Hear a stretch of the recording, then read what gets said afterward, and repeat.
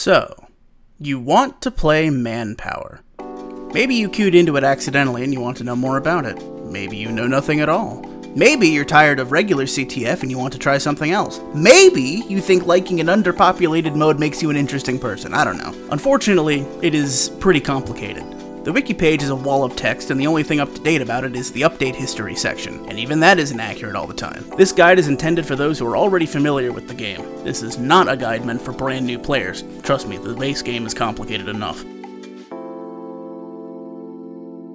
Mannpower is capture the flag with power-ups and grappling hooks. It is heavily inspired by 3-Wave CTF, a mod for Quake CTF which adds power-ups and grappling hooks. The mod was popular enough that its creator, David Kirsch, I'm gonna say Kirsch, would later be hired by id Software to make the CTF modes for Quake 2. You can tell because Quake 2's base CTF contains the grappling hook. He would then work for Valve at a time, and I think you'll notice this man has a type. For a long while, it was maintained by another Valve employee, Dario Casali, a decorated veteran level designer who left Valve in 2023. Yes, this Dario Casali, this Dario Casali, this Dario Casali, and most importantly, this Dario Casali. There are 4 maps officially in the game. Foundry, the worst of the 4, don't ever vote for this. Gorge, which is the most popular map that I've seen. Thunder Mountain, which is peak. And Hellfire, the only unique Mannpower map and coincidentally the best one. Each map usually has one choke that you have to pass through in order to reach the other side of the map. Therefore, you must use the power-ups scattered over the map to break through the enemy's defenses and capture the flag. Those without power-ups, and even those with them, will use the grappling hook to maneuver around the ones with power-ups. We have taken the enemy intelligence. I got it! First, you need to get into a server. There are no community Mannpower servers as of the recording of this video. You have to use casual to play Mannpower. There's, usually, at least one mostly full server running during peak times for each respective region, which is more than I can say for fucking pastime. You can use tfservers.com to see if there's an active Mannpower server, but ultimately the matchmaker will not create a new Mannpower server unless people are actively queuing for it. I recommend either queuing for casual normally, or hopping into a community server, then queuing for Mannpower by itself, just so you have something to do in between matches. So you've met your match. When you first spawn, you may be prompted to equip the grappling hook.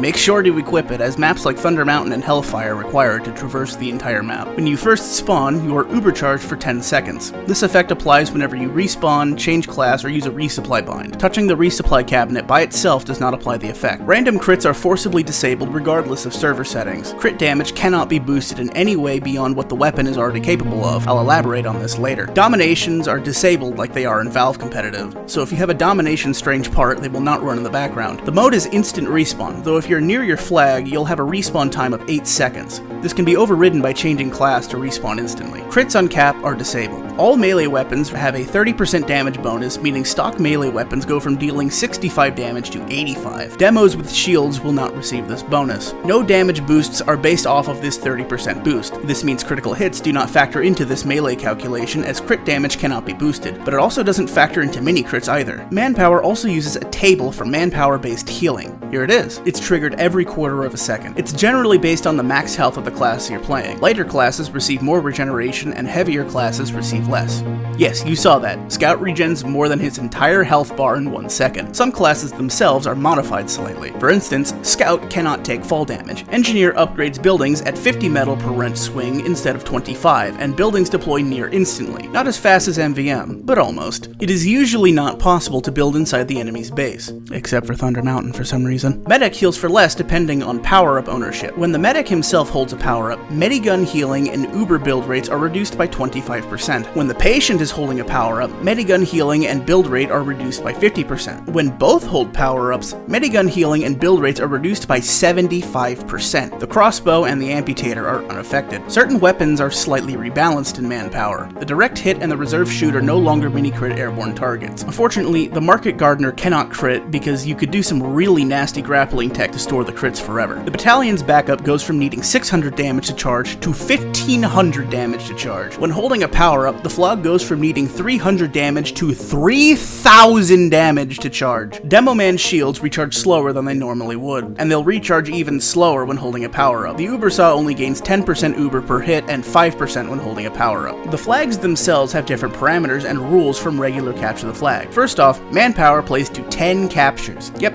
Manpower games are long. If you're somebody who complains about casual matches ending too quickly, you've come to the right place. The flag cannot be captured while your own flag is away. When holding the flag, a 90-second timer starts counting down. Once this timer reaches 0, the flag becomes toxic and the holder is marked for death. If both flags are toxic, then the flag is returned on drop. Dropped flags return in 30 seconds instead of 60 seconds. Picking up the flag does not reset the return timer. After being captured, the flag is disabled for 30 seconds and cannot be picked up during this time. When holding the flag without a power-up, you gain manpower-based regeneration at 10% effectiveness. Fun fact, if you host Manpower yourself, the capture limit is only 7. This is because Casual itself manually modifies the flag captures to be 10. Don't ask me why they don't change the game mode itself. Manpower restricts team switching even in community servers. The team switch menu does not open and join team binds will not work once on a team. If you find yourself stuck in spectator, you will need to use the console to join a team, or a source mod command if it has one. Hey, I'm flying! And now for the most important feature of the mode, the Grappling Hook. Regardless of how strong the power-ups are, and believe me, some of them are bullshit, the Grappling Hook is the most powerful tool in your arsenal. The Grappling Hook is selected either by pressing your 6 key or by using your action item hotkey, which is H by default. I recommend rebinding this key to something more convenient, since you'll want to use it a lot. I personally have this bound to shift. This key is also responsible for MVM canteens, Halloween spells, and picking up weapons, so you're doing yourself a favor anyways. When selecting the Grappling Hook via the 6 key, fire the hook with mouse 1. When using the action key, it will activate as long as the key is pressed. Letting go switches back to the previous weapon. Once the grappling hook hits its surface, it'll propel you forward in that direction, so you cannot swing off of it. You can, however, jump out of it to gain height. Hook jumping is the fastest way of moving around. Press space while grappling to perform a hook jump. The height you gain from a hook jump is fixed, but it adds to your current upwards velocity. If you're grappling upwards, you'll be sent flying upwards more than you were grappling down. Despite being called a jump, it doesn't actually count as one, meaning you can scope as a sniper and double jump as a scout as long as you didn't jump before grappling.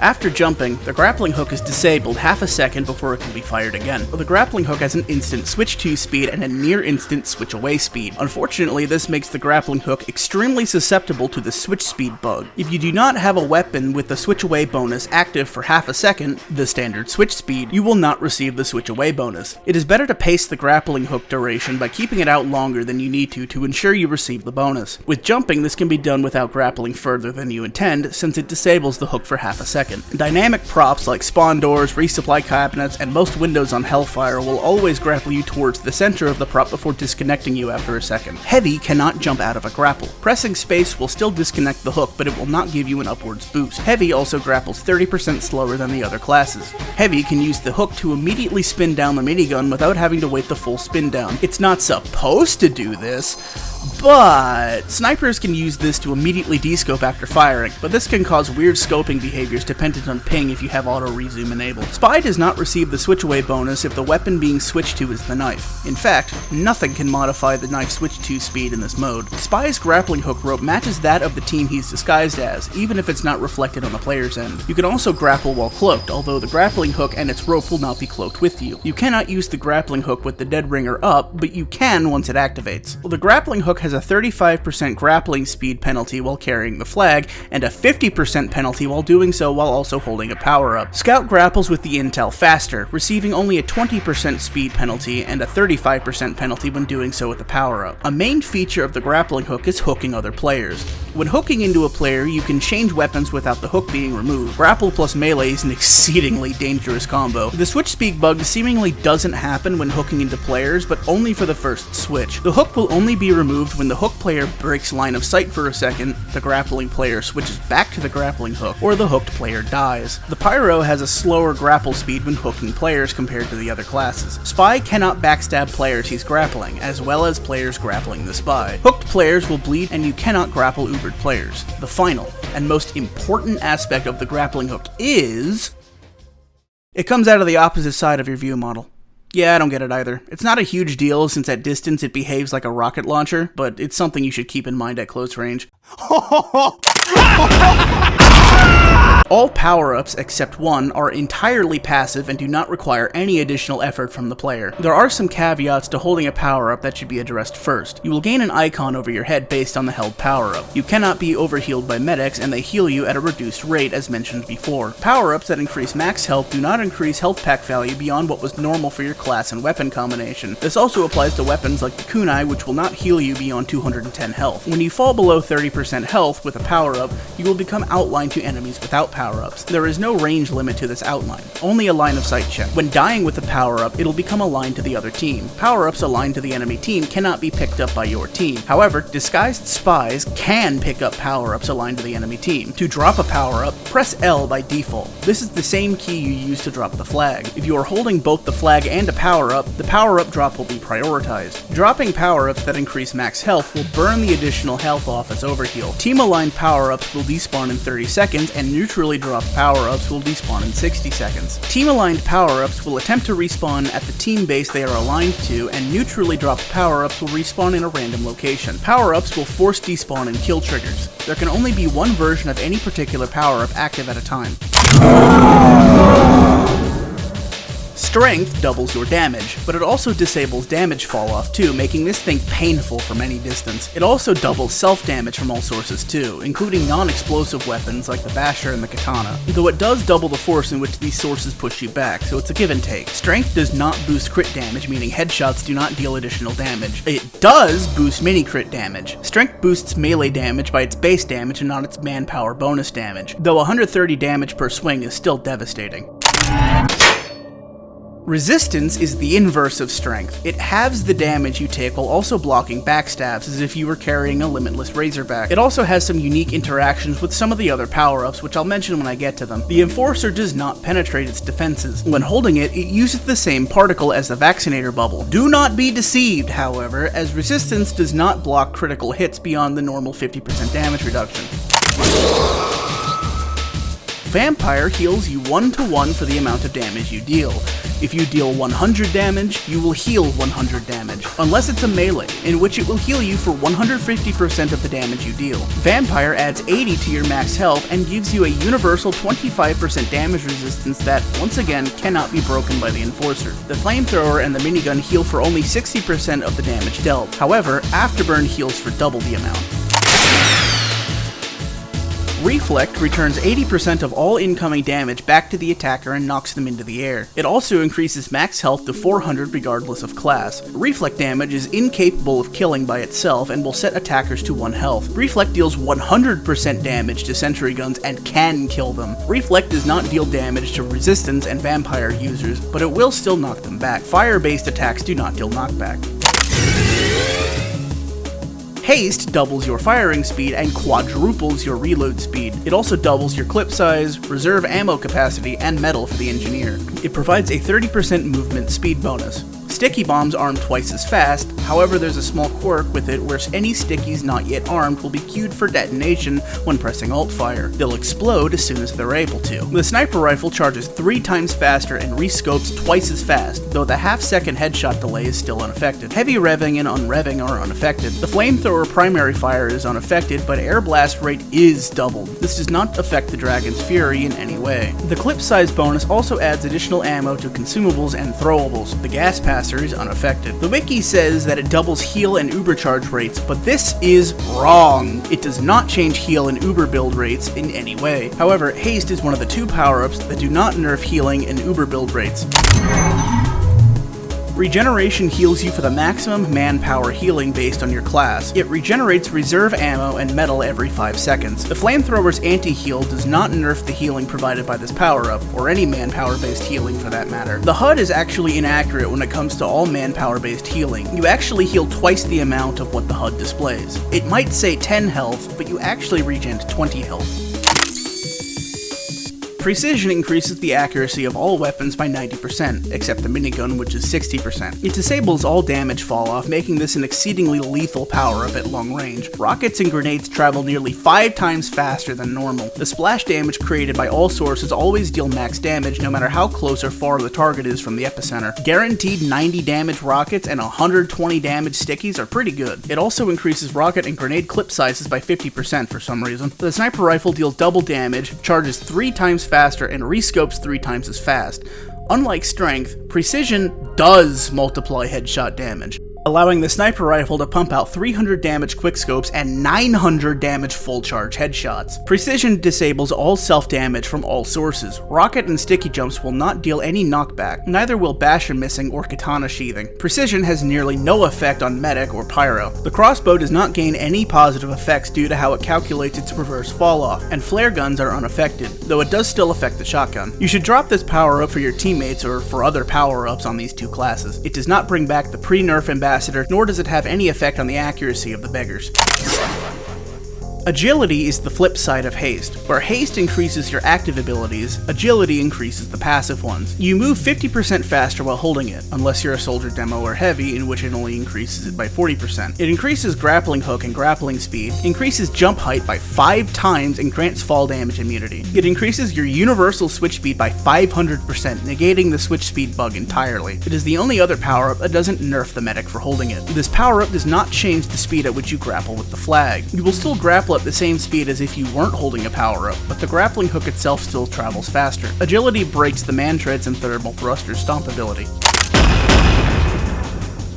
Knockout is a melee power-up. It locks you to melee and the grappling hook, but it increases melee damage to players by 190% and damage to buildings by 400%. It increases max health to around 300 or 400 depending on class, and reduces knockback taken to 0. Hitting a player with it knocks power-ups and flags out of your target and deals increased knockback. It is a very good power-up against all of the defensive power-ups. Demos carrying shields will only receive a max health increase of 30. Holding the Eyelander or Katana with or without a shield will reduce the increase to 20, though Soldier with the Katana is unaffected. Pyro Air Blast is supposed to be reduced to 0, but like most pyro-related air blast mechanics, this was broken in Jungle Inferno. Remember when I said health packs do not use manpower boosted max health? Knockout is the one exception. A full health pack will always heal to full. The grappling and melee hook restriction is very literal. No sappers, no disguise kits, no build PDAs, no nothing. Spies can get around this with disguise binds, but Engineer really can't do anything while holding it, not even pick up buildings, though destroy binds still work. At the worst case, you can drop the power up, do what you need to do, and then pick it back up. King is a light version of both regeneration and haste. It increases your max health by 100, increases firing and reload speeds by 25%, and gives manpower-based healing regeneration at 30% effectiveness. Every teammate around you receives this buff too. They don't receive the health increase, but everyone within a radius double that of the soldier banners will receive the firing and reload buff. Only those with power-ups will receive the health regeneration. The wiki says medic gets a healing buff, but this is wrong again. Plague will cause enemies to bleed to death in 10 seconds upon physically being touched. Enemies within a small radius will also be inflicted even if they were not physically touched. Only grabbing a health pack or activating other debuff removing effects will stop it. However, Plague also allows you to grab health packs from a much further distance, and this works through walls, ensuring a health pack famine. All Plague victims will deal 50% less damage to the power upholder. Plague blocks King's buff. Plague does not work against resistance. Plague technically works against regeneration, but the regen is strong enough to overpower it. Holding Plague does not make you immune to its effects, but it does give extra health pack reach, making it ideal for curing it if you manage to kill the original owner. When using the Dead Ringer or the demo shields to cleanse Plague, it only cleanses the bleed effect. The actual Plague effect will remain, meaning you will still do half damage to the power upholder, and more annoyingly, the sound effect will still play. To make this power up more recognizable to the enemy, you will be surrounded by fly particles. And finally, Supernova is the only active power-up in the game. It is a crowd control power-up that explodes and stuns every enemy in the area and force drops their power-ups and flags. Power-ups dropped by Supernova will become aligned to your team. The stun duration is dependent on how many players were stunned by the explosion, up to 4 seconds. Before you can use it, it has to charge. It takes 30 seconds to charge to full, but can be sped up by dealing damage. It takes 400 damage to charge to full. When it's ready to fire, all enemies within sight will become outlined in yellow. A valid enemy is one with within range, within sight, not inside a spawn room, and not ubercharged. This outline reveals disguised spies. In order to fire the power-up, hold the grappling hook and press right-click or whatever your alternative fire button is. You can also do this by right-clicking while holding the action item button. Upon activating, the power-up is consumed and will instantly respawn back on the map. You cannot fire the power-up without a valid enemy in range. When the power-up is charged, the holder will have yellow particles float around them in third person to alert the enemy of its status. You're a crazed killer. Let's even this out. What? Team scramble. No. Behind the scenes, the game keeps track of the number of kills using power-ups. If one team has 24 more cumulative power-up kills than the other, then Imbalance Detection will run. When this happens, the Revenge power-up will spawn. You can find this power-up either in front of the spawn room or the flag depending on the map. These are team-exclusive power-ups and are shared with everyone on the team. When collecting it, you will gain full critical hits for 20 seconds. These aren't just normal crits either. These crits also deal 2 times damage to buildings. Use these to hunt down those pesky power-up hogs terrorizing your team. The Revenge power-up will last for 2 minutes before it deactivates. You can pick it up as many times as you want, but walking into it while already under its effect will not reset the duration. No progress towards the power-up kill counter will be made when a Revenge power-up is active, and the count will reset once the Revenge power-up despawns. If Imbalance against a team is triggered twice in a row within 20 minutes and there are 10 or more players on the server, the game will swap the highest scoring player from the dominating team with the lowest scoring player on the victim team. If you're ever wondering why you've been randomly auto-balanced, this is why. After swapping players, Imbalance Detection will consider both teams balanced and will not assign a team as a victim until it is run again. I will never stop killing you. Ah, crap. I'm dead! Dominant status is the gay baby jail of Mannpower. Players that have 3 times the median kills of the entire server will enter dominant status. Players in dominant status will be marked for death while holding a power-up, and the power-ups themselves become less powerful. Dominant status is checked in intervals of 5 minutes. To exit dominant status, you must not qualify for it for 2 straight intervals. Dominant status will not engage if there are less than 6 players on the server, nor will it engage for any team who was recently declared the victim by Imbalance Detection. I recommend playing Medic if you find yourself in dominant status. You won't be accruing very many kills while in it, and Medic is at his most powerful when he's not holding any power-ups. However, Medic assists do count as kills for the sake of dominant status. Maybe stick to arrow tanking. This sucks! I will never stop. Oh, yeah! For the first time in my life, I'm back, baby! And that's everything. At least everything you need to know right off the bat. There's a few things I left out, but those are easily discoverable just by playing the game. The last thing I'll add is if you're getting rolled or you're dying a lot, do not leave the game. These games are long, and I have personally seen 10-0 comebacks. I know I clown on player swapping and dominant status because being affected by it is annoying, but they are there for your benefit as a new player. You will die a lot, but it's an instant respawn game. Dust it off and get back to fighting. You won't improve unless you play the game. So get out there, abuse the hell out of Reflect and Regen, don't vote for Foundry, and don't forget to check under your bed for dominant status.